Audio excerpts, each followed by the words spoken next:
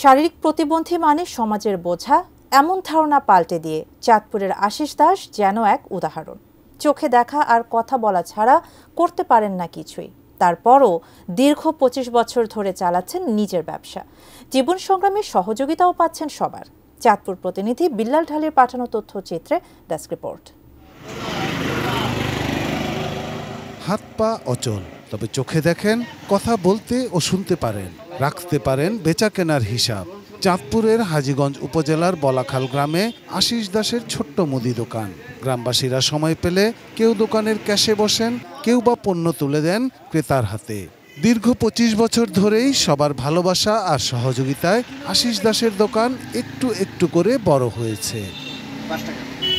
আমি ছোটবেলাতেই দেখতেছি যে ওনার ব্যবসাটা ঠিক আছে, মাটিতে বৈশা ছোটোর থেকে ব্যবসা করতে আর কি করে বেচাকিনি করে দেয়, তারা সহযোগিতা করি অবসর সময় আসলে। অনেক সময় মামা একটু বসেন, ১-২ ঘন্টা দোকানদারি করিয়ে দেয়, সবাই যে আসে।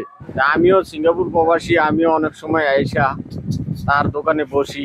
আমার তো কোনো কাজ নাই, আমি ২ মাসের ছুটি নিয়ে আসছি। শিয়া বাটার ও ভিটামিন ই সমৃদ্ধ lily glam beauty soap. Lily, always beautiful. ৩ বছর বয়সে টাইফয়েডে আক্রান্ত হন আশিস দাস। তারপর থেকেই শারীরিক প্রতিবন্ধী, তবে প্রবল ইচ্ছাশক্তি আর মনোবল নিয়ে কিশোর বয়সেই শুরু হয় তার স্বাবলম্বী হওয়ার চেষ্টা।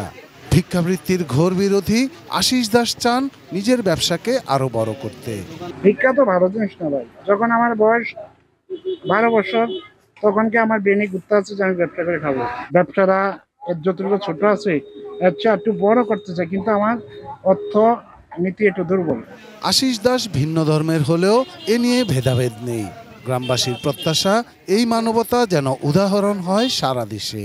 আশিস একজন হিন্দু ধর্মের, আমরা মুসলিম ধর্মের লোক, আমাদের এই নিয়ে কোনো ভেদাভেদ বা কোনো দ্বন্দ্ব নাই। আমরা সকলেই মিলে একসাথে আছি এবং তাকে সবাই মিলে সহযোগিতা করার চেষ্টা করি।